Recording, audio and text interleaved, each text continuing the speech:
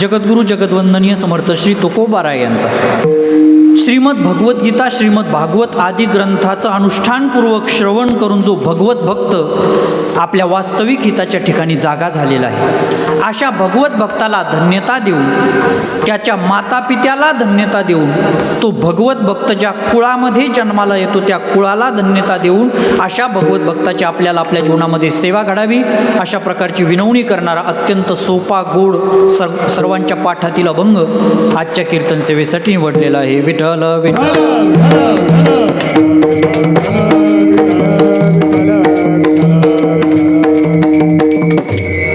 अभंग चिंतनाला प्रारंभ करण्यापूर्वी अल्पसा परिहार द्यायचा तो असा, तुम्ही आम्ही सर्वजण या धर्ममंडपामध्ये एकत्र जमा झालेलो आहोत.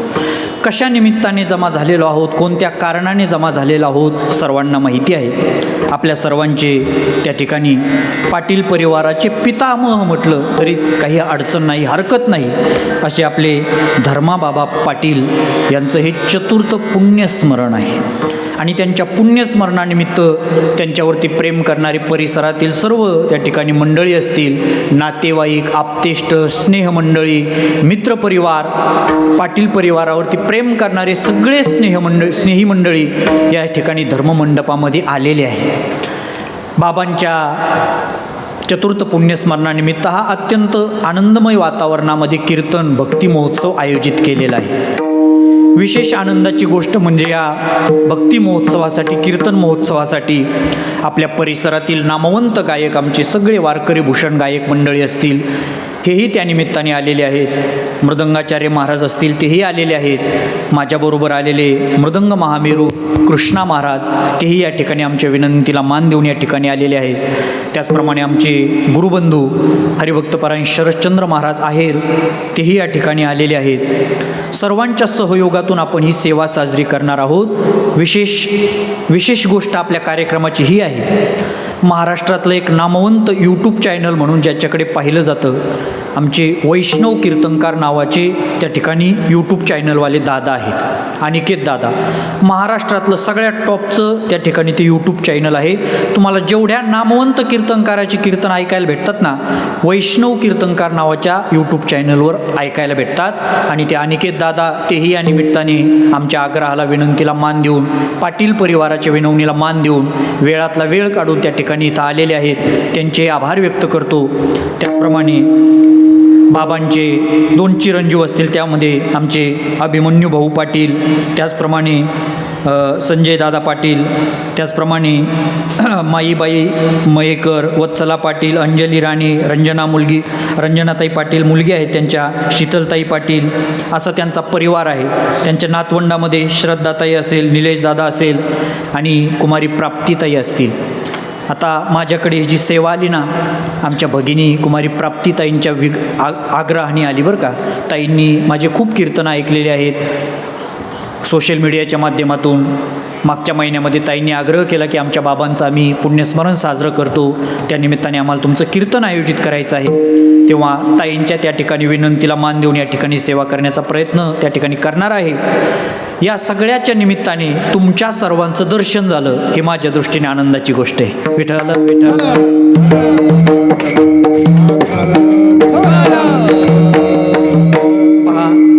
आपल्या आई वडिलांचे आपल्यावरती खूप मोठे उपकार असतात महाराज. तसं जर पाहिलं ना, 4 घटकांचे आपल्यावरती उपकार असतात. कोणते कोणते? पहिला घटक आहे देव, दुसरा घटक आहे संत, तिसरे घटक आहेत क्रांतिकारक आणि चौथा घटक आहे आईबाप. या 4 लोकांचे आपल्यावरती फार मोठे उपकार आहेत महाराज. हे उपकार आपल्याला कळत नाहीत, हा भाग सोडून द्या. आता देवाचे आपल्यावरती उपकार आहेत महाराज. काय उपकार आहेत बरं देवाचे? एक सांगू का? तुम्ही आम्ही हा जो श्वास घेतोय ना बसल्या बसल्या, आपल्या बापाच्या मालकीचा नाही बरं का, देवाची कृपा आहे म्हणून आपण श्वास घेऊ शकतो. अहो, बरेच श्वास घेणारे होते ना, पण कोरोनाच्या पिरियडमध्ये गेले ना बिचारे. देवाची इच्छा नव्हती मला. आपण जे जगतोय ना ते आपल्या ताकदीने, आपल्या सामर्थ्याने जगत नाही, देवाची आपल्यावरती कृपा आहे म्हणून तुम्ही आम्ही जीवन जगतो. देवाचे आपल्यावरती उपकार आहेत महाराज. आता काही लोक देवाला मानतात, काही मानित नाहीत, हा भाग सोडून द्या. देवाला मानणाऱ्याला काय म्हणतात आपल्या इकडं? आस्तिक म्हणतात, आणि देवाला न मानणाऱ्याला नास्तिक म्हणतात. ऐका बरं का, आता आस्तिक, खरं आस्तिक कोणाला म्हणायचं आणि खरं नास्तिक कोणाला म्हणायचं. आता आपण सामान्यपणे काय म्हणतो, देवाला मानणारे ती आस्तिक, पण ही आस्तिकाची परिपूर्ण व्याख्या नाही बरं का. आस्तिक कोणाला म्हणायचं ऐका. ज्ञानोबराय सांगतात, हे त्रैलोक्याची पुरुषोत्तम ऐसा साचा जयाचा मनोधर्मू तया आस्तिकाचा श्रमो पांडवागा. म्हणजे काय, मंदिरामध्ये जो देव आहे ना, तोच देव प्रत्येक चराचरामध्ये भूतमात्रामध्ये आहे, अशी ज्याची मान्यता त्याला आस्तिक म्हणतात. आता आपण आहोत का आस्तिक? अहो, आपल्याला फक्त मूर्तीतल्या देवामध्ये देव दिसतो, पण माणसात देव दिसतो का? नाही दिसत ना मला. माणसात ज्याला देव दिसतो, चराचरामध्ये ज्याला देवाचं दर्शन घडतं, त्याला खरं आस्तिक म्हणतात. म्हणजे आपण आस्तिकाच्या व्याख्येत पण बसत नाही. आता नास्तिक कोणाला म्हणायचं? केवळ देव न मानणारा त्यांना नास्तिक म्हणतात का? ते पण नास्तिकाच्या व्याख्येत नाही बसत. नास्तिक कोणाला म्हणायचं माहिती आहे का? द्वादश दर्शनाचा अभ्यास करून तर्काने ज्याने वेदांत मताचं खंडन केलेलं आहे त्याला नास्तिक म्हणतात. आता या नास्तिकाला येईल का हो खंडन करता? त्यांचं एकच गाणं काय, आम्ही तुमचा देव मानत नाही. का मानत नाही? तो दिसत नाही, तो दाखवा, तुमच्यापेक्षा आधी आम्ही देव मानू. नास्तिक लोकांचं एकच म्हणणं असतं बरं का. ते म्हणतात, महाराज हे पा, तुमचा देव आणि आमचा ते काय आमचे काय भाऊकीतला नाही, त्याचा ना आमचा काय बांधाशी बांध नाही, मग आम्ही का मानत नाही त्याला?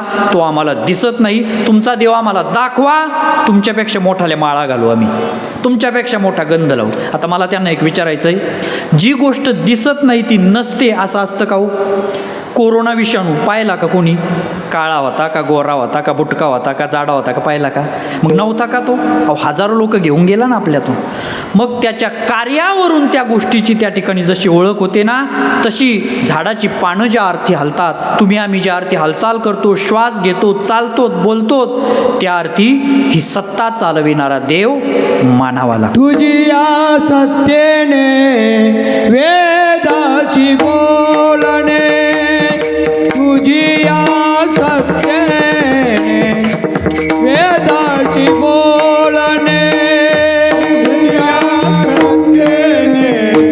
वेदाशी बोलणे, तुझी या सत्येने वेदाशी बोलणे, सूर्याची चालणे, तुझी या बोले, सूर्याची चालणे, तुझी या बोले, ऐसा तू समर्थ ब्रह्मांडाचा जाणे, ऐसा तू समर्थ ब्रह्मांडाचा जाणे,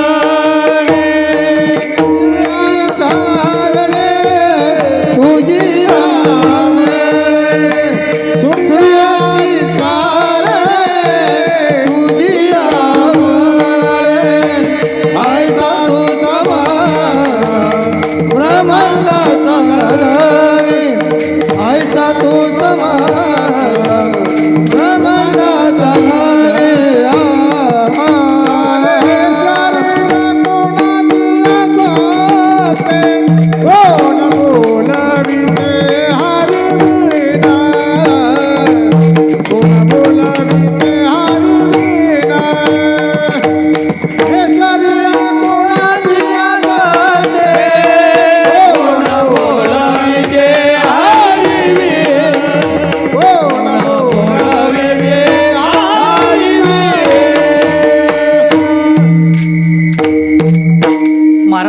हे शरीर कोणाच्या सत्तेनं चालतं? देवाच्या सत्तेनं चालतं. तुम्हा आम्हाला बोलावणारा कोण आहे?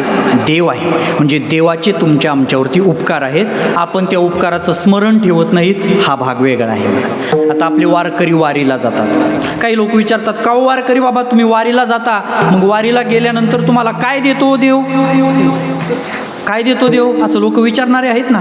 पण आमचे वारकरी त्या लोकांना असं उत्तर देतात, हे पहा, आम्हाला देवाने काही द्यावं म्हणून आम्ही त्याची वारी नाही करीत, त्याने आम्हाला बरंच काही दिलंय म्हणून त्याची वारी करतो. विठ्ठल विठ्ठल.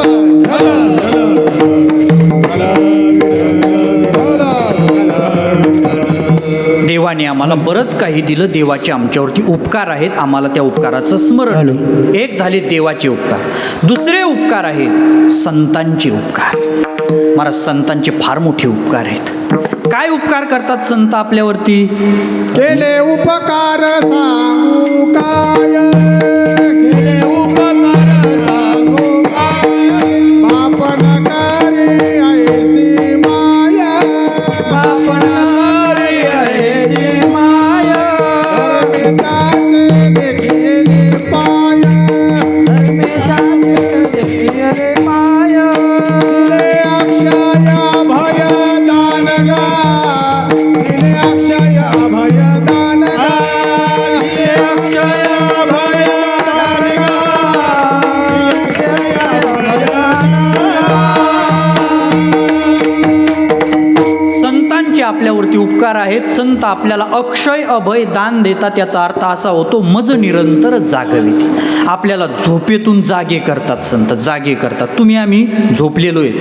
तुम्ही म्हणाल महाराज असं कसं बोलता हो? अहो आम्ही जागे आहेत. सकाळी 6लाच उठलो. आम्ही सकाळी 6लाच उठलो तर आत्ता आम्ही जागे आहेत. आणि संत काय जागं करतात आम्हाला? एक लक्षात ठेवा, जागं करणं हा जर उपकार असेल तर जागं करणारे बरेच घटक आहेत ना आपल्याला. सकाळी जर मोबाईलवरती अलाराम लावून ठेवला तो अलाराम पण आपल्याला जागं करतो ना. मग काय सांगू आता अलारामचे उपकार? बरं कधी कधी मच्छर खूप होतात, डास चावतात नाही का? मग त्या डासांचे पण आपल्यावर उपकार असतात. ते पण आपली झोपमोड करतात, जागी करतात ना. मग काय सांगू आता?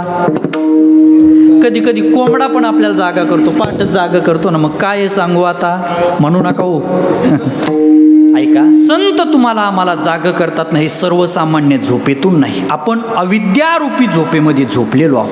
ज्ञानोबराय सांगतात, अविद्येची निदा भोगित होता प्रबुद्धा अनादि जो, नाही का? अविद्येची निदा विश्व स्वप्नाचा हा धांदा भोगित होता प्रबुद्धा अनादि जो. आपण अज्ञानामध्ये झोपलेले आहेत आणि संत काय करतात? आपल्याला त्या अज्ञानातून जाग करतात महाराज.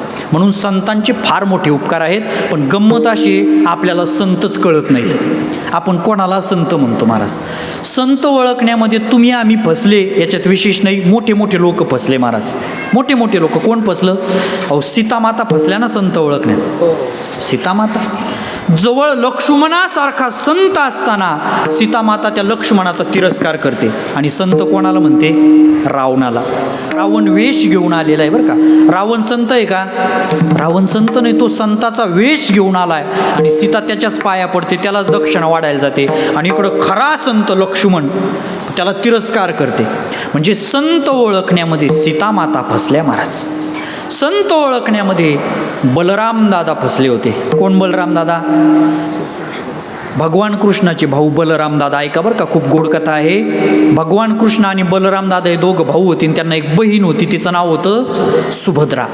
गंमत अशी होती, सुभद्रा फार सुस्वभावी होती, सुंदर होती दिसायला. आणि अर्जुनाला सुभद्रा आवडत होती बरं का. अर्जुनाचं सुभद्रेवरती प्रेम बसलं होतं. मग अर्जुन एक दिवस देवाकडे गेला आणि सांगितलं, देवा मला तुझ्या बहिणीसंग लग्न करायचं आहे. देव म्हटले चांगली गोष्ट आहे, माझी पण खूप इच्छा आहे.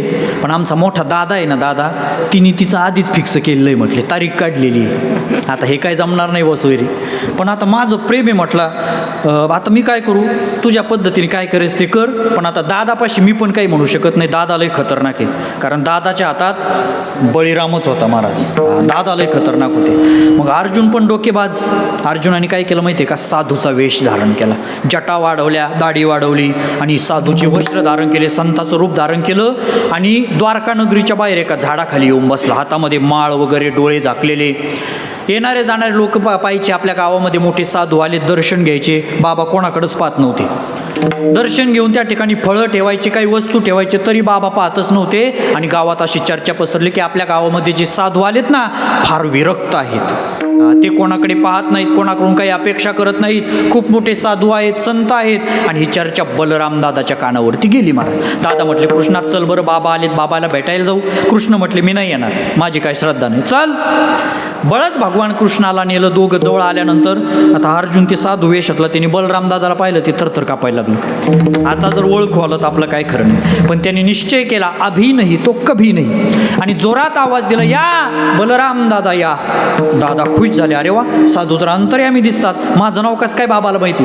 जवळ आले, दर्शन घेतलं. कृष्ण काय दर्शनच घ्यायना. त्यावेळी बाबा कडाडले, दादा तुम्ही आले ते बरं केलं, पण या कृष्णाला कशाला आणलं, याची काय माझ्यावर श्रद्धा दिसत नाही. दादा म्हटले, बघ कृष्ण, अरे तू कोण आहेस हे तर बाबांनी सांगितलं, पण तुझ्या मनात काय चाललंय हे पण बाबांनी सांगितलं. केवढे मोठे अंतर्यामी बाबा आहे. कृष्ण म्हटला, कळल तुम्हाला काय अंतर्यामी ते. दादा म्हटले, बाबा घरी याल का जेवायला? बाबा म्हटले, हो येईल ना. आणि घरी जेवायला गेले महाराज. आता जेवायला बसल्यानंतर वाढायला सुभद्रा, आणि सुभद्रा वाढायला दिसल्यावरती बाबाचे सूत्र बिघडले. कारण आवडी जे इथं पडे तयाची अवसरी पुढे पुढे रिगो लागे, हे गडे प्रेम ऐसे. जेवणामध्ये विस्कळीतपणा निर्माण झाला. बरं, सर्वांची जेवणं वगैरे झाले. जेवणं झाल्यानंतर सगळे झोपायला गेले. आणि या साधू वेशातील अर्जुनाने काय केलं, सुभद्रेचा हात धरला, रथात टाकला आणि रथ इंद्रप्रस्थाकडे पळवायला सुरुवात केली. आता सेवक नौकर धावत आले, दादा दादा खूप मोठा घात झाला, खूप मोठा घात झाला. काय झालं? अहो आपल्या दिदीला बाबाने पळवलं. आता काय सांगता महाराज, बलराम दादाची तळपायाच्या मस्त, कृष्णा चल लवकर, खूप मोठा घात झालाय. कृष्ण म्हटलं, काय झालं दादा? काय झालं म्हणजे तुला माहित नाही का? नाही. अरे त्या बाबाने आपल्या दिदीला पळवलं ना. मी सांगतच होतो, मी माझी काही श्रद्धा नाही, आता जाय तू एकटा. अरे तसं नाही बाबा, तुझंच खरं. चल. दोघं भाऊ रथात बसले आणि रथ पळवायला सुरुवात केली. आता अर्जुन आहे ना, अर्जुन रथ पण चालवायचा आणि हे दोघं भाऊ पाठीमागून आले होते ना, त्यांच्याबरोबर युद्ध पण करायचा. आणि सुभद्रेला अर्जुनाची दया आली. सुभद्रेने ओळखलं होतं हा अर्जुन आहे म्हणून. सुभद्रा म्हटली, स्वामी तुम्हाला रथ पण चालावा लागतोय आणि माझ्या भावाबरोबर युद्ध पण करावं लागतं. एक काम केलं तर मी रथ चालवते. माझ्या दादाने मला लहान असताना रथ चालवायचं शिकवलेलं आहे. मी रथ चालवते, तुम्ही खुशाल माझ्या भावाबरोबर भांडणं करा. वा रे बहीण. आणि मग काय, अर्जुन लागला युद्ध करायला. तेवढ्यात मग भगवान कृष्ण म्हटले, दादा समोर पाहिलं का काय दृश्य आहे ते? काय? अहो आपली दिदी रथ चालवती. दादा म्हटले, मग चालवत असेल ना, तूच तिला लहानपणी ड्रायव्हिंग शिकवलेली, ड्रायव्हिंग लायसन तोच काढून दिलेलं आहे तिला, चालवत असेल, त्याच्यात काय आश्चर्य? अहो दादा आपली दिदी रथ चालवती, याचा अर्थ असा होतो बाबाने आपल्या दिदीला नाही चालवलं, आपल्या दिदूबाईनेच बाबा चालवले. मग काय सांगता महाराज, बलराम दादाची तळपायाच्या मस्तकाला गेली. गदा उचलून अर्जुनावरती मारणार. कृष्ण म्हटले, दादा थांबा थांबा. काय? तो साधू वेशातला तो साधू आहे ना, त्याच्या जर दाढी मिशा जर थोड्या कमी केल्या ना, तो मला थोडा थोडा आपल्या अर्जुनासारखाच दिसतोय रे. बलराम दादाने कृष्णाकडे पाहिलं. म्हटले, कृष्णा हे तुझंच कृष्ण कारस्थान आहे ना, थांबव त्यांना. त्यांना थांबवलं आणि विधिवत त्यांचा विवाह लावून दिला. ज्ञानोबा सांगतात, संन्यासी तू होऊनी जनी चोरोनी नेली माझी भगिनी, तरी विकल्प नुपजे मनी मी तू दोन्ही स्वरूप ऐकक. सांगण्याचं तात्पर्य, बलराम दादा एवढे मोठे आहेत, भगवान कृष्णाचे भाऊ आहेत, शेष नारायणाचे अवतार आहेत, तरी साधू ओळखण्यात फसले की नाही? फसलेले. तसं जिथं मोठे मोठे लोक फसतात तिथं आपण फसणार नाही, याच्यात काय गंमत आहे महाराज. विठ्ठल विठ्ठल. संतांचे उपकार मोठे आहेत, संत आपल्याला ओळखू येत नाहीत, संतांचे उपकारही आपल्याला कळत नाहीत. आता तिसरे उपकार आहेत क्रांतिकारकांचे उपकार. ज्या क्रांतिकारकांनी आपल्याला स्वातंत्र्य मिळवून दिलं महाराज, काय थोर उपकार असतील हो त्यांचे आपल्यावरती. मला सांगा, आज वेळ कोणाकडेच नाही बरं का. प्रत्येकाकडं पैसा आहे, पैसा लय लोकांकडे, वेळ कोणाकडेच नाही. एखाद्याला म्हटलं ना वेळ द्या ना, तो म्हणतो हे पैसे घ्या, वेळ नाही भेटू शकत. प्रत्येकाला वेळ आपल्या जीवनातलं मौल्यवान आहे. अहो जिथं 2-5 मिनटं आपण आपल्या आयुष्यातला वेळ देऊ शकत नाही, तिथं या क्रांतिकारकांनी आपलं उभं आयुष्य या मातृभूमीसाठी दिलं महाराज. केवढे थोर उपकार असतील त्यांचे. त्यांच्या उपकारामुळे आज आपण स्वातंत्र्य अनुभवतोय महाराज. हे काय कसे बनले असतील हो हे क्रांतिकारक. पहा, शहीद भगतसिंगांना फाशीची शिक्षा झाली होती बरं का. फाशी ठरली. आज आता दुपारी 12 वाजता फाशी होणार. आणि सकाळी 9 वाजता त्यांच्या आई भेटायला आल्या. आईच्या डोळ्यामध्ये पाणी होतं. भगतसिंग आईला म्हणतात, आई अगं तू एका देशभक्ताची राष्ट्रभक्ताची माता आहेस आणि तुझ्या डोळ्यात अश्रू शोभत नाही आई. आई म्हटली, बाळा खरं आहे ते, पण आई आहे ना रे तुझी, तुला जन्म दिलाय मी, तुझी आई आहे, अश्रू तर येणार ना. भगतसिंग म्हणतात, आई काय येतील अश्रू? अगं मी मरणार थोडाच आहे, मी रोज तुझ्याशी बोलेल, रोज तुला मी पाहायला भेटेल, रोज तुला मी दिसेल. आई म्हटली, बाळा कसं शक्य आहे, आता तुला फाशी होणार आणि तू म्हणतो रोज तुला भेटेल, रोज तुझ्याशी बोलेल. त्यावेळी भगतसिंग कडाडले, आई जेव्हा केव्हा या मातृभूमीतील एखादा युवक देशप्रेमाच्या, राष्ट्रप्रेमाच्या, राष्ट्रहिताच्या गप्पा करेल ना, तेव्हा तू समजून जायचं त्याच्या तोंडातून माझा भगतसिंग बोलतोय. काय काय भूमिका असेल महाराज या क्रांतिकारकांची. एक सांगू, या क्रांतिकारकांनी आपला श्वास ना श्वास, आपल्या शरीरातलं रक्त ना रक्त या मातृभूमीसाठी जाळलं, म्हणून आज आपण स्वातंत्र्य अनुभवतोय. विठ्ठल विठ्ठल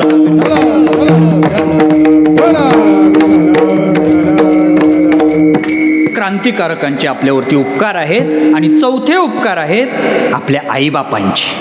खूप उपकार आहेत महाराज, खूप उपकार आहेत. एवढे उपकार आहेत, आपल्या आईबापाच्या ऋणातून जर एखाद्याने उत्तीर्ण व्हायचं ठरवलंच तर 100 जन्म जरी घेतले ना, आईबापाच्या ऋणातून कोणीच उत्तीर्ण होऊ शकत नाही. रामायणाचा सिद्धांत आहे, यम माता पितरो क्लेशम सहिते संभवे नृणाम नतस्य निष्कृती ही वर्ष शतैरपी. एखाद्याने 100 जन्म जरी घेतले, आईबापाच्या उपकारातून कोणीच आजपर्यंत उत्तीर्ण होऊ शकला नाही. पहा, या पाटील परिवाराने आपल्या दादाच्या बाबांच्या ऋणातून उत्तीर्ण होण्यासाठी दरवर्षी हा कीर्तन महोत्सव, त्यांची एक आठवण, त्यांची स्मृती म्हणून हा भक्ती महोत्सव आयोजित करतात. हा आपल्या बाबाच्या ऋणातून उत्तीर्ण होण्याचा एक अंशतः प्रयत्न आहे बरं का.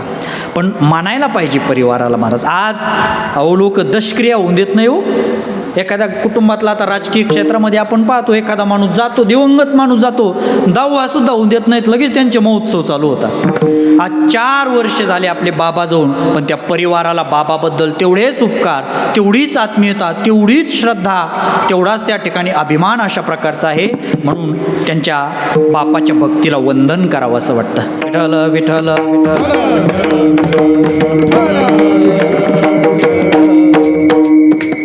आईबापाचे थोर उपकार आहेत महाराज. आईचे काय उपकार आहेत बरं? आईचे उपकार जर सांगायचे झाले ना, ज्ञानेश्वर महाराजांच्या एकाच ओवीमध्ये आईचे उपकार कळतात आपल्याला. किती श्रेष्ठ उपकार असतात आईचे. पहा, ऐका बरं का, बारीक ऐका. माऊली सांगतात, अंगा जीवाची संपत्ती. आईची भूमिका काय असते आपल्या बाळाबद्दल बरं का. आईचा काय त्याग असतो, आईचं काय समर्पण असतं. ऐका, अंगा जीवाची संपत्ती, वेचोनी बाळाची करी पाळती, परी जीवी उबगणे हे स्थिती न पाहे माय. काय ज्ञानेश्वर महाराजांनी उपकार सांगितले वाईचे. अंगा, अंग म्हणजे शरीर, शरीर, शरीर. आईने आपल्या बाळासाठी स्वतःचं शरीर समर्पित केलेलं असतं महाराज. बाळ झाल्यापासून आई स्वतःच्या शरीराकडे लक्ष देत नाही महाराज. बाळाचं जीवन हे तिचं जीवन बनलेलं असतं. अंगा जीवाची, फक्त शरीर देत नाही बाळाला, स्वतःचं जीवन देते. बाळ झाल्यापासून आईने स्वतःच्या आवडीनिवडी बाजूला ठेवलेल्या असतात. माझ्या बाळाला काय आवडतं ते आई करते महाराज. अंगा जीवाची संपत्ती वेचोनी बाळाची करी पाळती. पुढचं लय महत्वाचं आहे बरं का. परी उबगणे हे स्थिती न पाहे माय. बाळाचं सगळं करत असताना आईला त्रास होत नाही महाराज. नाही त्रास होत आईला, सगळं सहन करते. पोटी भार वाहे त्याचे सर्वस्व ही आहे. मला सांगा, आपण खिशामध्ये मोबाईल ठेवतो बरोबर, किती किलोचा आहे होतो मोबाईल, वजन काय असेल त्याचं 200-250-300 ग्रॅमचा बरोबर. पण खिशात जर असेल ना, आपण घरी जर गेलो ना, असं वाटतं कधी याला टाकून खाली फेकून देऊ. वजन होतं त्याचं, नाही ठेवू वाटत खिशात जास्त. घरी गेल्यानंतर माणूस कोणीच खिशात मोबाईल ठेवत नाही, बाहेर टेबलवर कशावरती काढून ठेवतो. म्हणजे 100-200 ग्रॅमचा मोबाईल आपल्याला 2-5 तास सहन होत नाही. हे 2-3 किलोचा ठोंब्या आईने 9 महिने वागवलेला असतो पोटात. एवढं ते आईचं समर्पण. म्हणून मी सतत सांगत असतो, पहा, हे मुलं जेव्हा मोठे होतात ना आणि आपल्या बायकोचे बैल होतात ना, आणि आईला म्हणतात ना, ए आई काय केलं ग तू माझ्यासाठी, अय आई काय केलं ग माझ्यासाठी. आता तुम्हाला एकच सोपा उपाय सांगतो बरं का. ज्या माता भगिनींना लहान मुलगा आहे ना, त्यांनी काय करायचं माहिती का, त्याची शी वगैरे धुत असतात, त्याची सगळी स्वच्छता तुम्ही करतात, त्याचं फक्त एक शी धुताना एक फोटो काढून ठेवा. आणि काय करायचं, तसाच फोटो सेव्ह करून ठेवायचा, HD क्वालिटीचा सेव्ह करून ठेवायचा. आणि ते जेव्हा मोठं होईल ना, लग्न होईल ना, बायको येईल ना, आणि ते तुम्हाला म्हणाल ना, ए आई काय केलं तू माझ्यासाठी, एक शब्द पण नाही म्हणायचं, ते फोटो दाखायचं त्याला, हे केलंय तुझ्यासाठी, आणखी काय करायचं. याच्यापेक्षा काय मोठं करणं आहे हो. परी जीवी उबगणे हे स्थिती न पाहे माय. आईला मुलाचा कंटाळा येत नाही. म्हणून एक सांगू, आईने लहान असताना आपल्यासाठी जसा त्रास काढलाय ना, तसाच त्रास आईच्या वृद्धापकाळामध्ये त्या मुलाने काढायचा, तेव्हा त्याला त्याच्या आईचं खरं पुण्य भेटतं. एक सांगू, तुम्हाला जीवनामध्ये जर तुमच्या मनोकामना पूर्ण व्हाव्या असं वाटत असेल ना, फक्त म्हातारपणामध्ये आईबापाची सेवा करा महाराज. जो म्हातारपणामध्ये आईबापाची सेवा करतो ना, महाभारताचा हा सिद्धांत आहे. पितामह भीष्मांनी भीष्म पर्वामध्ये सांगितलेला आहे. पितामह भीष्म सांगतात, हे पहा, आई साक्षात पृथ्वीचं स्वरूप आहे महाराज. माता अक्षितेश तनुहू, साक्षात पृथ्वीचं स्वरूप असणारी आई, आणि तिची जर आपल्याला म्हातारपणात सेवा घडली ना, पृथ्वी तलावरची कोणतीच गोष्ट आपल्याला अप्राप्त राहत नाही. आपण म्हणेल ती गोष्ट आपली मनोकामना पूर्ण होते. अहो, पृथ्वीवरची गोष्ट सोडून द्यावं, आमच्या पुंडलिक रायानं त्रैलोक्याचा मालक देव समोर उभा केला. कशामुळे?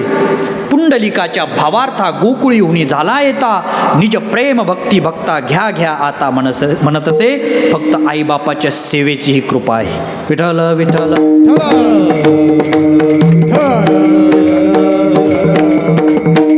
आईचे उपकार खूप सांगण्यासारखे आहेत. पहा, वडिलांचे पण खूप मोठे उपकार आहेत बरं का. आई आपल्याला जे अन्न खाऊ घालते ना, अन्न, ऐका, आई आपल्याला जे अन्न खाऊ घालते ना, ते अन्न कमविणारा बाप असतो. बापाचे लय मोठे उपकार आहेत महाराज. पहा, आपण जीवन जगत असताना जगातले लोक आपली एखादी चूक माफ करतील, दुसरी चूक माफ करतील, पण तिसरी चूक माफ करेल का हो कोणी आपल्याला? अहो, लगेच हुसकून देतात लोक, नाही कोणी माफ करत. पण बाप नावाचा देव असा असतो, पोराकडून किती चुकू द्यावं, हजारो चुका होऊ द्या पोराकडून, पण सगळ्या चुका सहन करणारा. लेकुराची आली माया बापा पुढे, लेकुराची आली माया बापा पुढे, लेकराची आली माया बापा पुढे, लेकराची आली माया बापा पुढे. पुरवी लाड कोडे लले त्याने, पुरवी लाड कोडे लले त्याने, लेकुराची आली माया बापा पुढे, लेकुराची आली माया बापा पुढे.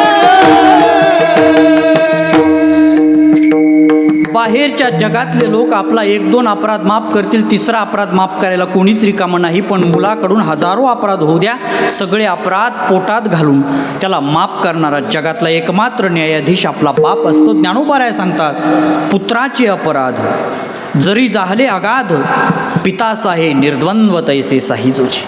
पुढचं सांगू का? अहो, आपण चांगलं जगत असलो तरी पण लोक आपल्याला नावं ठेवतात. एखाद्या चांगलं जगणाऱ्यांना सुद्धा लोक नावं ठेवतात, आडवं चालतात. पण आपण चुकीचे असतानाही आपल्याला माफ करणारा, थोडं पुढं जाऊन सांगतो, आपला हरामखोरपणाही सहन करणारा जगात फक्त बाप असतो आपला महाराज. बापाचे उपकार असतात. विठ्ठल विठ्ठल.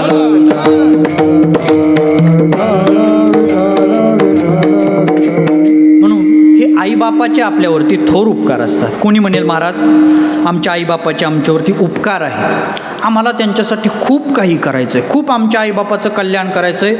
असं काय केल्यानंतर आमच्या आईबापाचं वास्तविक कल्याण होईल बरं?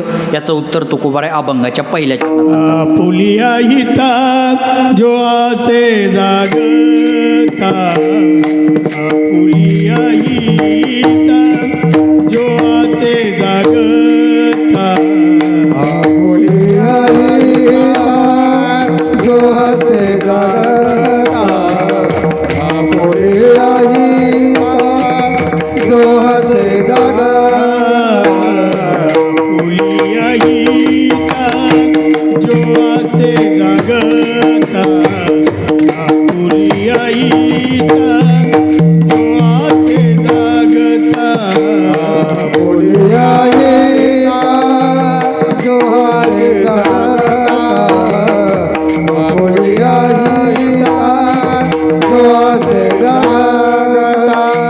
धन्य माता पिता दयादिया, धन्य माता पिता दयादिया, धन्य माता पिता दयादिया, कोणी कन्या पुत्र होती जे सात्विक, कोणी कन्या पुत्र होती जे सात्विक, धन्य माता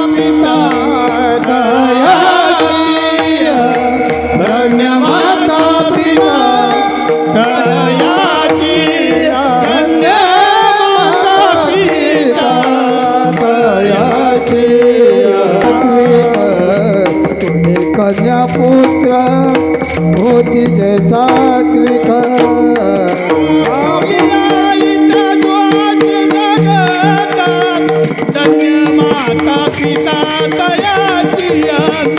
धन्य माता पिता तयाची आपुली आई दोष दादा धन्य माता पिता दयाची धन्य माता पिता दयाची धन्य माता पिता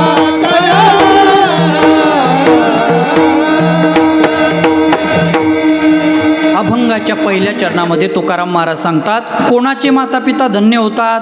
ज्याने खूप मोठी सत्ता कमावली त्याचे नाही, ज्याने खूप मोठी संपत्ती कमावली त्याचे नाही, ज्याने खूप मोठं सौंदर्य नावलौकिक कमावला त्याचे नाही. जो आपल्या हिताविषयी जागा आहे त्याचे आईबाप धन्य आहे. तुम्ही म्हणाल मग महाराज आम्ही पण आमच्या हिताविषयी जागीच आहोत ना? कोणाला हित कळत नाही सांगा बरं? लहान मुलापासून मरायला टेकायला आलेल्या माणसापर्यंत सगळ्याला आपलं हित कळतं ना हो. मग सगळ्याचेच आईबाप धन्य आहेत का? ऐका, तुम्ही आम्ही ज्याला आपलं हित म्हणतो ना, हे आपलं हित नाही बरं का, आपल्या शरीराचं हित आहे. आणि शरीर इथंच पडतं महाराज. सत्ता संपदा राहील ठाईचे ठाई. आपल्या बरोबर काय येतं? बरोबर येतं फक्त आपण केलेलं सत्कर्म, भक्ती, आईबापाची सेवा, एवढंच आपल्या बरोबर येतं महाराज. भगवद्गीतेचा सिद्धांत आहे, नेहाभिक्रमणाशोस्ती प्रत्यवायो न विद्यते स्वल्पमप्यस्य धर्मस्य त्रायते महतो भयात अस्य धर्मस्य स्वल्पमपि महतः भयात त्रायते. तुम्ही देवासाठी जे काही कराल ना ते तुम्हाला मोठ्या संकटापासून त्या ठिकाणी सोडवतं, ते तुमच्या कामाला येतं. पण आपलं काय होतं माहिती आहे का? आपण इथल्या हिताविषयीच लय जागे असतो महाराज, परमार्थाविषयी झोपलेले आहेत आपण. आपल्याला मरायचं हेच डोक्यात नाही हो आपल्या. इथल्या हिताविषयी लय जागे आहेत महाराज. पहा, एक अशा म्हातारी आजीबाई होत्या बरं का. पैसे कसे कमवावेत, कुठून कमवावेत, किती कमवावेत, कोणत्या मार्गाने कमवावेत, हे लोकांना लय हुशार असतात, काहीच सांगावं लागत नाही महाराज, लय तरबेज असतात लोक. एक म्हातारी आजीबाई होती आणि ती बँकेत गेली, मुख्य बँकेत गेली जिल्ह्याच्या. आणि त्या बँकेच्या साहेबाला म्हटली, साहेब मला तुमच्या बँकेत पैसे टाकायचे. साहेबाला वाटलं असेल 10-5 हजार रुपये. त्या आजीचा अवतार पाहून, फाटकं लुगडं, एकदम साधारण अवतार होता. आता इथं नाही तसं कोणी नाही तर लगेच सांगितलं असतं. एकदम साधा अवतार होता. साहेब म्हटले, बरं चालेल ना आजी, किती पैसे आहेत? आजी म्हटली, काय नाही, फक्त 50 लाख आहेत. फक्त 50 लाख? आजी 50 लाख तुमच्याकडं, त्याला फक्त म्हणता तुम्ही? वर्षाला तुम्ही एवढे कमावता? आजी म्हटली, हो साहेब वर्षाला नाही, महिन्याला कमावते तेवढे. साहेब म्हटले, महिन्याला 50 लाख? आजी म्हटली, त्यात काय विशेष, कधी कधी रोज कमावते. साहेबांनी तर तोंडातच बोट, रोज आजी रोज? पण रोज काय घेऊन बसली, कधी कधी एका तासात कमावते. असं काय करता आजी, काही बिझनेस वगैरे काय तुमचा? आजी म्हटली, काही नाही. मुलं वगैरे नोकरीला आहेत का? कोणीच नाही म्हटले, एकटीचे मी. अहो मग एवढे पैसे कसे? आजी म्हटले, मी पैज लावित असते, पैज, आणि त्या पैजेवर पैसे कमावते. साहेब म्हटले, अशी कशी पैज लावता? आजी म्हटली, पाहायचं का तुम्हाला? हो म्हटले. आजी म्हटली, साहेब हे पहा, तुमच्या तोंडातले जे 32 दातं आहेत ना, ते सगळे दातं डुप्लिकेट आहेत. साहेब म्हटले, नाही आजी, दातं ओरिजिनल आहेत आपले. मला ना तंबाखूचं व्यसन, ना विडी, सिगारेट, मावा, गुटखा कशाचंच व्यसन आहे, दातं ओरिजिनल आहेत. आजी म्हटले, नाही साहेब, दातं सगळे एकसुद्धा ओरिजिनल नाही, सगळे दातं डुप्लिकेट आहेत. साहेब म्हटले, नाही हो आजी, ओरिजिनल दातं आहेत. आजी म्हटले, टाका पैन मग. साहेब म्हटले, टाकतो पैन. केवढ्याची? आजी म्हटली, 1 कोटी रुपयाची. साहेब म्हटले, 1 कोटी? पण साहेबाला माहीत होतं आपले दातं ओरिजिनल आहेत, आता म्हातारीकडून 1 कोटी घेण्याची आपल्याला संधी आहे. साहेब म्हटले, टाकली पैज. आजी म्हटली, पहा बरं का साहेब, मी सिद्ध करणार तुमच्या तोंडातले सगळे दातं डुप्लिकेट आहेत. सिद्ध झालं 1 कोटी रुपये मला द्यायचे, नाही झालं मी तुम्हाला देणार, काहीच अडचण नाही. पण आजी म्हटल्या, उद्या साक्षीदार म्हणून पाहिजे ना कोणीतरी आपल्यास. उद्या मी मुख्य कमिशनर साहेब जे आहेत ना, कमिशनर साहेब, त्यांना आणणार आणि त्यांच्या समोर सिद्ध करणार. कोणी आण म्हटले साहेब. दुसऱ्या दिवशी आजी आली कमिशनर साहेबाला घेऊन. कमिशनर साहेब उभा, बँकेतले साहेब पुढं उभा आणि म्हातारी पुढं उभा. साहेब म्हटले, कर सिद्ध आजी. आजीने काय केलं माहिती आहे का? बांगड्या वगैरे मागं सारल्या आणि एक त्या साहेबाच्या टेकवली. आजीने बी, म्हातारा जाऊन बरेच वर्ष झाले होते, हात जरा मोकळा झालेला नव्हता. मग आजीने बी जोरात टेकवली महाराज. निवार हात होता, ते लगेच खाली पडलं महाराज. इतक्या जोरात नाही मारली, थोडी कमी मारली. लगेच खाली पडलं ते. पण त्याला 1 कोटी रुपये दिसत होते. ते परत उठलं तसंच. दुसरा गाल पुढे केला. आजीला म्हटलं, आजी इकडून मारा. मग आजीने काय परत तिकडून पण मारली, ते परत खाली पडलं. परत इकडून मारली. 15 मिनटं साहेब तडकवून काढला आजी. पण साहेबाचं एकच, दातं ओरिजिनल आहेत आजी, 1 कोटी रुपये तुम्हाला द्यावे लागले.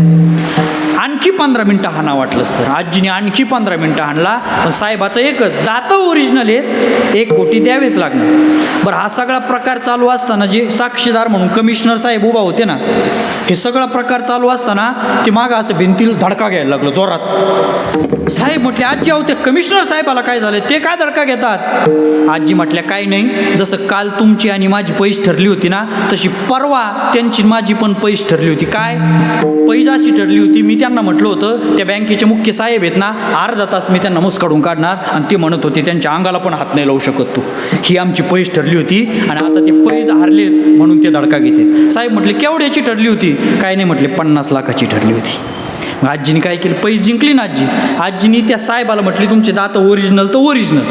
आजीनी त्यांना त्या ठिकाणी या कमिशनर साहेबाकडून 1 कोटी घेतले, त्या साहेबाला 50 लाख दिले आणि 50 लाख नफ्यात. आजी सांगण्याचं तात्पर्य काय, दृष्टादृष्टाची जोडी लागी भांडवल न सुटे कवडी, जेत सर्वस्वे हानी तेत कोडी वेचिती का.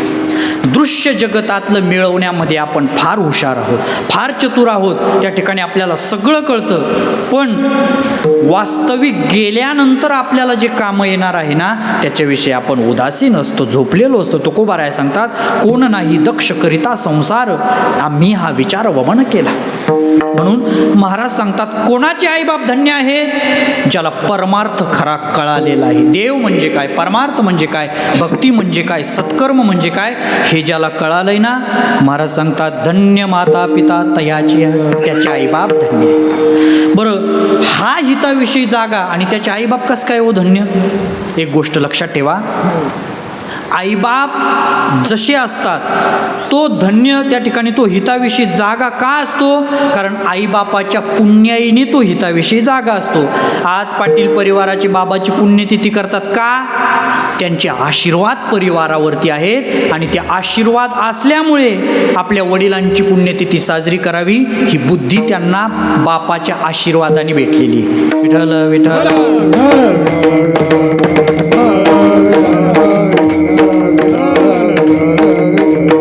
म्हणून धन्य माता पिता तयाचिया, त्याचे माता पिता धन्य आहेत. माता पिता म्हणजे काय बरं?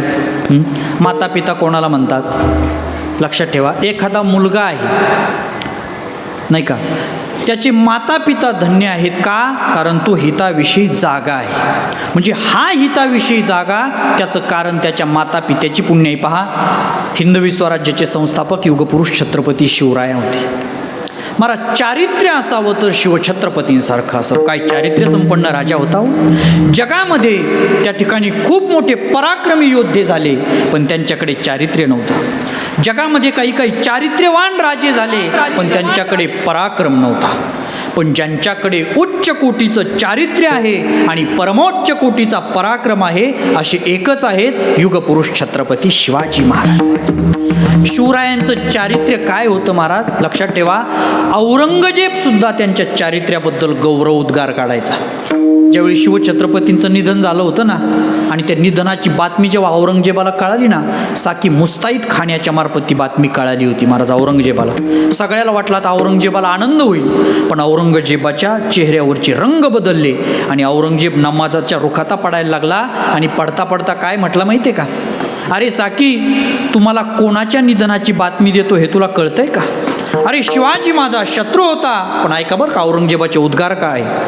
पण शिवरायांचं चारित्र्य, शिवरायांचा पराक्रम, त्यांचं शौर्य, त्यांची नीतिमत्ता आणि त्यांचं चारित्र्य हे अलौकिक होतं. कोण म्हणतंय? कट्टर हाडवैरी ज्यांच्या चारित्र्याचा गौरव उद्गार करतात असे आमचे शिवछत्रपती होते महाराज. का राजे एवढे चारित्र्य संपन्न होते? कारण आऊसाहेब जिजाऊ पुण्यवान होत्या. आणि शास्त्र असं सांगतं, सुशिरो मातृपुण्येन पितृपुण्येन चातुराहा औदार्य मोंश पुण्येन आत्मपुण्येन भाग्यवान. चारित्र्य संपन्न मुलगा असेल तर ती त्याच्या आईची पुण्याई आहे. आणि म्हणून या अनुषंगाने महाराज सांगतात, आपुल्या हिता जो असे जागता धन्य माता पिता तयाच्या. आणि असा सात्विक त्या ठिकाणी कन्यापुत्र जन्माला आल्यानंतर त्याचा आनंद देवाला होतो. अभंगाचं दुसरं चरण. फुली कन्या पुत्र होती सात्विक, फुली कन्या पुत्र होती सात्विक,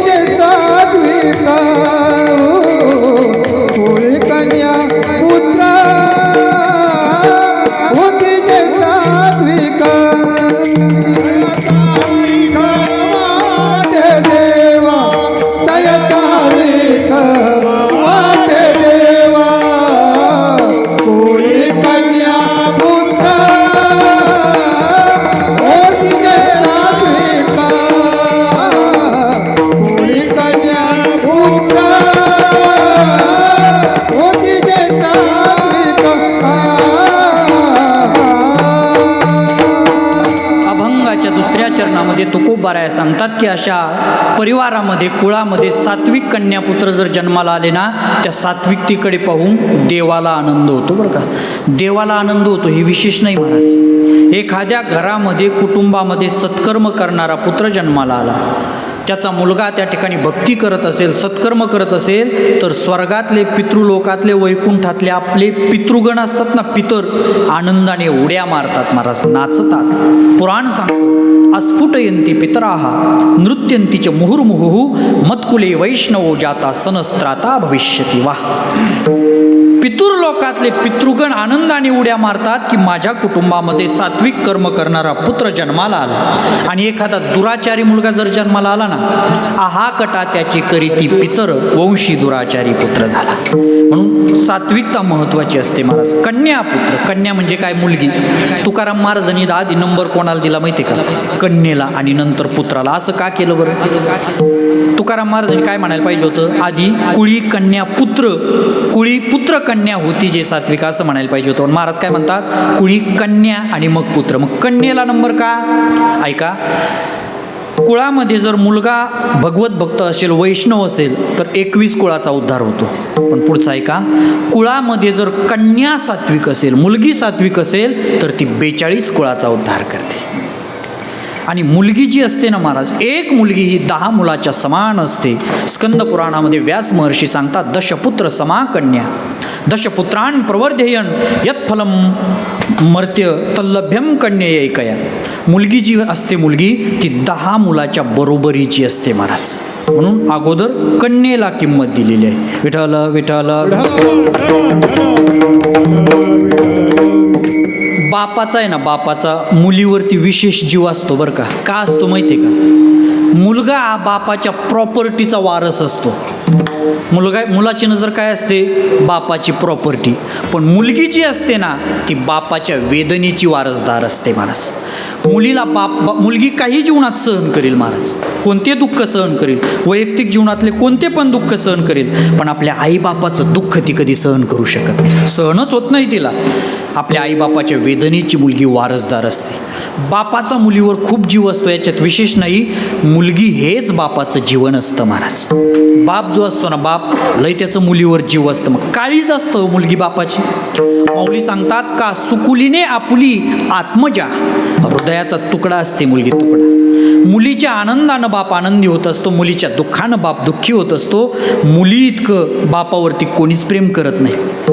बाप लय पाषाण हृदयाचा असतो महाराज. बाप कधीच संकटाला त्या ठिकाणी घाबरत नाही. बाप कधीच किती मोठं दुःख आलं ना, बाप कधीच रडत नाही बरं का. कारण बापाची जात ही रडणारी नसते, लढणारी असते महाराज. तुका म्हणे निधी गांजो आणि काशी उदार जीवाशी आपुलिया. अहो, संकटाशी लढता लढता बाप जीवावर उदार होतो, पण कोणत्या संकटाला जुमानीत नाही. संकटाशी एखाद्या पहाडाप्रमाणे बाप टक्कर घेत असतो. पण बापाला जगातली एकच गोष्ट रडवते महाराज, त्याची मुलगी. एखाद्या बापाच्या मुलीचं लग्न असावं आणि वाट लावत असताना मुलीला किती पाषाण हृदयाचा बाप असू द्या महाराज, त्याचा हृदयाला पाजर फुटतोच हो, ढसाढसा रडतो. त्या वाजंत्रीचा जर आवाज आला ना, पाषाण हृदयाचा बाप असू द्या, पण बाप रडल्याशिवाय राहत नाही.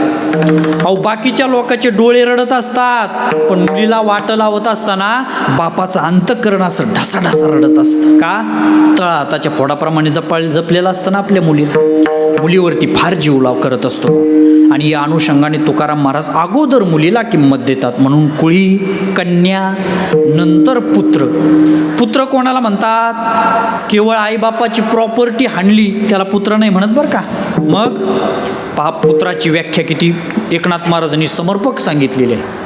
तशी संस्कृत साहित्यशास्त्राच्या दृष्टीने जर पुत्राची व्याख्या पाहायची झाली, पुण्णाम नरकात त्रायते यस्मात सहपुत्रा. जो पुण्णामक नरकातून आपल्या पितरांना तारतो त्याला पुत्र म्हणतात. पण आमचे नाथरायनी लय गोड व्याख्या सांगितली. पुत्र कोणाला म्हणतात? जो केवळ आईबापाच्या प्रॉपर्टीचा वारसदार होतो तो पुत्र नसतो. एकनाथ महाराज सांगतात, पिता स्वयमेव नारायण, माता लक्ष्मी जाण आपण, ऐसे भावे ज्याचे भजन सत्पुत्र जाणतो ऐक. मुलगा कोणाला म्हणतात? अहो, बापाला देवापेक्षा जास्त श्रेष्ठ जो दर्जा देतो, आपल्या आईला लक्ष्मीपेक्षा जास्त श्रेष्ठ दर्जा देतो, त्याला खरं पुत्र म्हणतात.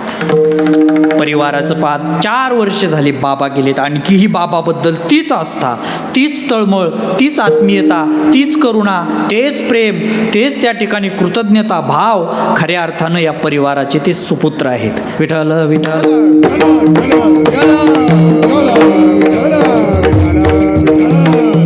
म्हणून कुळी कन्या पुत्र होती जी सात्विक, तयाचा हरिक वाटे देवा. बरं, ही सात्विकता कशाने येते? अभंगाचं 3रं चरण. गीता भागवत करीते श्रवण, गीता भागवत करीते श्रवण, गीता भागवत करीते श्रवण, गीता भागवत करीते श्रवण, गीता भागवत करीते श्रवण, गीता भागवत करीते श्रवण, भागवत करीते श्रवण, गीता भागवत करीते श्रवण. अखंड चिंतन विठोबाचे, अखंड चिंतन विठोबाचे,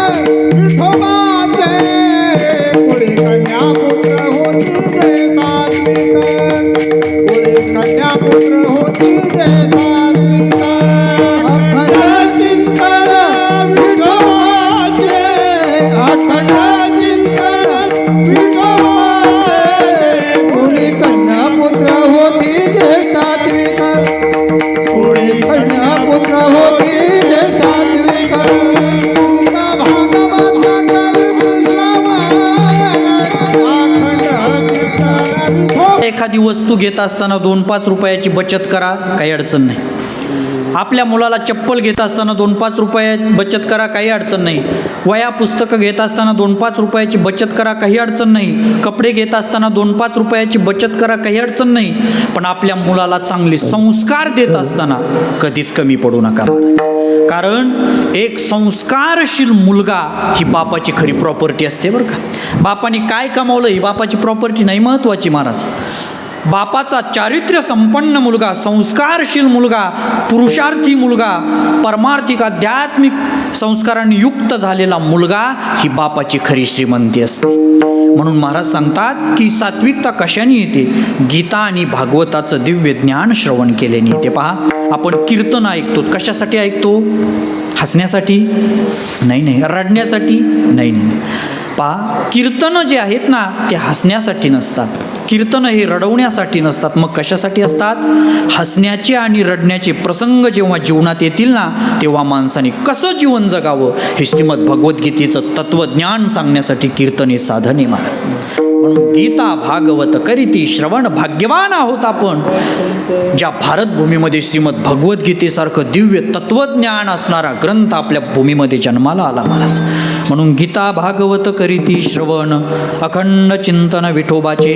आणि अशा भगवत भक्ताची आपल्याला सेवा घडावी. अभंगाचं शेवटचं चरण. तुका म्हणे घडोची सेवा, तुका म्हणे मज घडो त्याची सेवा, तुका म्हणे मज घडो त्याची सेवा, तुका म्हणे मज घडो त्याची सेवा, तुका म्हणे मज घडो त्याची सेवा, तुका म्हणे मज घडो त्याची सेवा,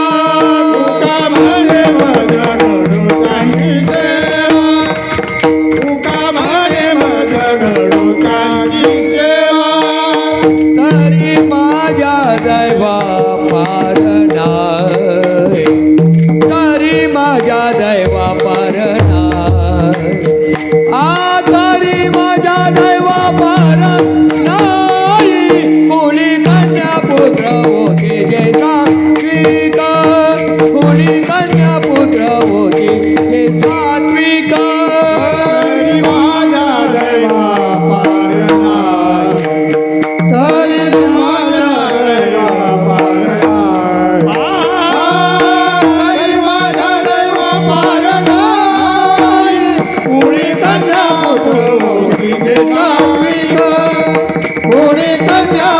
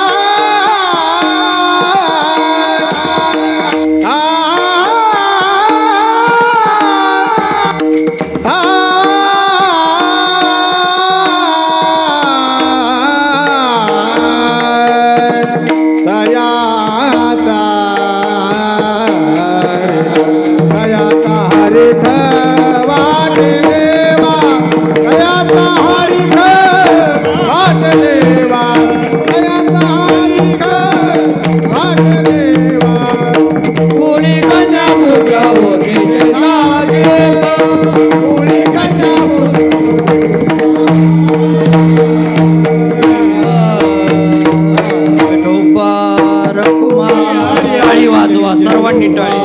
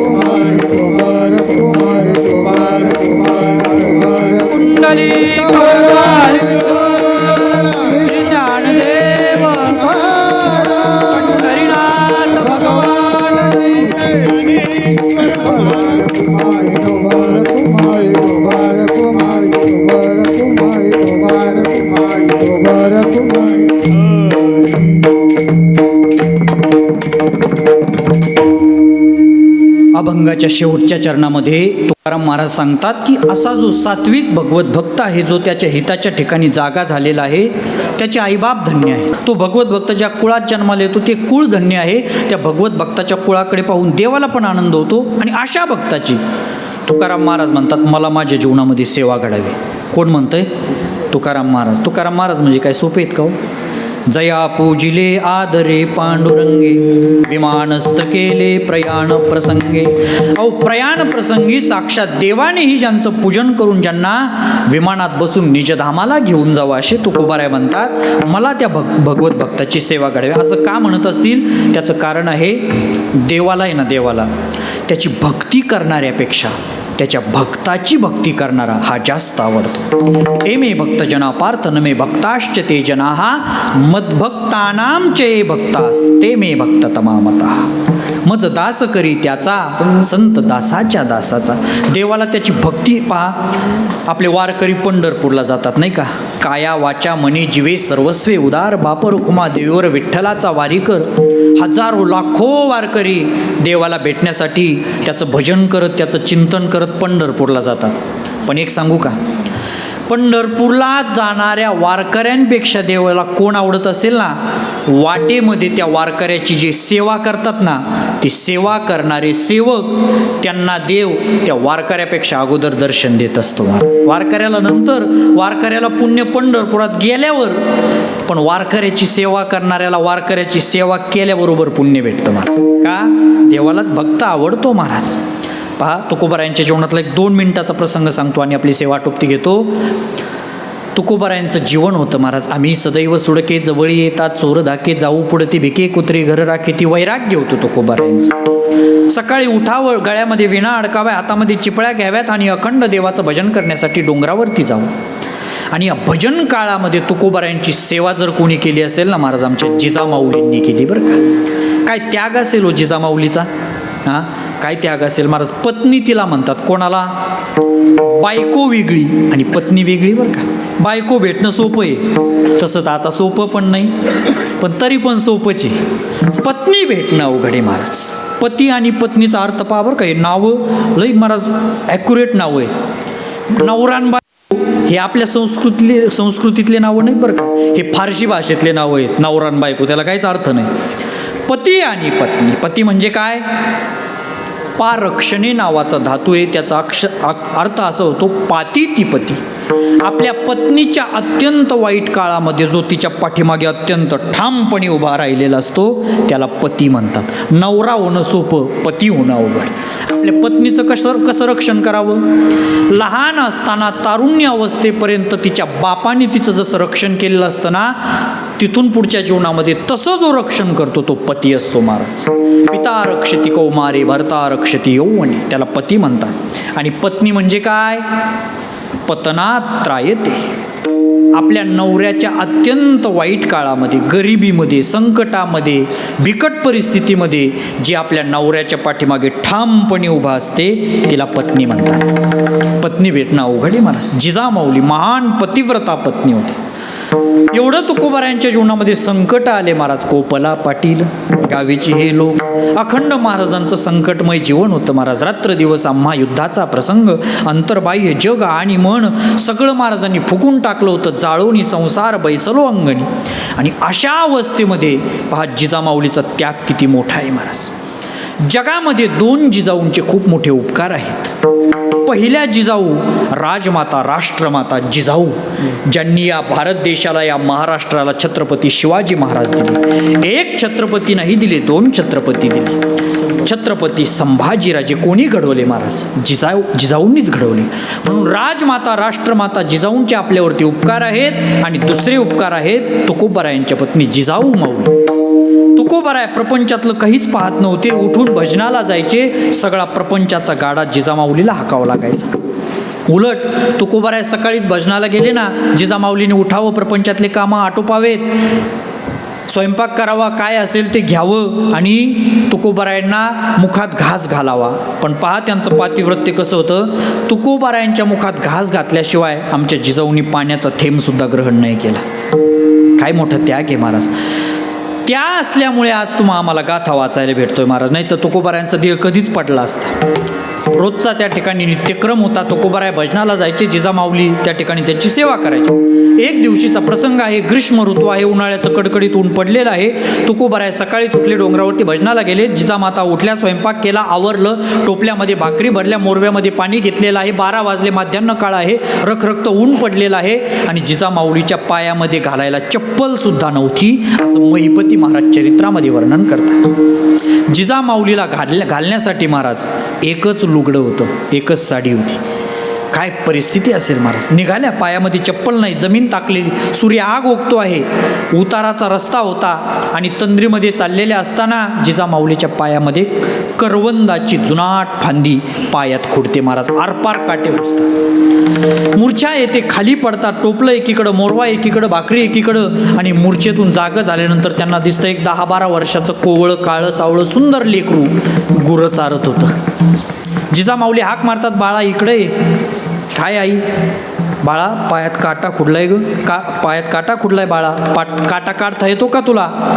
बाळ मनातली मनात म्हटलं, काटा काय, सगळ्या जगाचा मीच काटा काढतोय म्हटले. हा काटा लय सोपा आहे. आणि त्या बाळाने महाराज पायावरून असा हात फिरवला, लिलया हात फिरवला आणि पायातला काटा असा लिलया काढला की जिजामातेला कसलाच त्रास झाला नाही. आणि पाहता पाहता त्या ठिकाणी ते मूल निघून गेलं. जिजामाता उठल्या, तुकोबारायांना त्या ठिकाणी जेवू घातला आणि जेवल्यानंतर सांगितलं, महाराज आज असा प्रसंग घडला, काटा कुडला, पण एक 10-12 वर्षाचं कोवळं त्या ठिकाणी लेकरू आलं, काळं, अतिशय सुंदर देखणं, बस त्याच्याकडे पाहावं आणि पाहतच राहावं असं देखणं लेकरू, आणि त्यांनी माझा काटा काढला. महाराज ही गोष्ट लक्षात यायला महाराजांना वेळ लागली नाही. तुकोबाराया म्हणतात, आवले तुला माहिती आहे तुझा काटा कोणी काढलाय? तुझा काटा त्याने काढलाय ज्याचं मी रात्रंदिवस भजन करतो, त्याने तुझा काटा काढलाय. अगं तू एवढी भाग्यवान आहेस, आम्ही रात्रंदिवस भजन करतो तरी तू आणखी आमच्या स्वप्नात पण यायला तयार नाही. तो तुझ्या पायाची सेवा करून गेलाय. का गेलाय? कारण जिजामाता देवाची भक्ती करणाऱ्या तुकोबारायांची भक्ती करत होत्या, म्हणून तुकोबारायांच्या अगोदर देवाने जिजामातेची सेवा केली. त्वद्भृत्य भृत्य परिचारक भृत्य भृत्यस्य भृत्य इति माम स्मरलोकनाथ. आणि म्हणून या अनुषंगाने महाराज सांगतात, तुका म्हणे मज घडो त्याची सेवा, तरी माझ्या दैवा पार नाही. कुळी कन्या पुत्र होती जी सात्विक, तयाचा हरीक वाटे देवा. ज्ञानेश्वर माऊली ज्ञानराज माऊली, ज्ञानेश्वर माऊली ज्ञानराज माऊली, ज्ञानेश्वर माऊली ज्ञानराज माऊली, ज्ञानेश्वर माऊली ज्ञानराज माऊली, ज्ञानेश्वर माऊली ज्ञानेश्वर ज्ञानेश्वर ज्ञानेश्वर माऊली, ज्ञानेश्वर माऊली ज्ञानेश्वर माऊली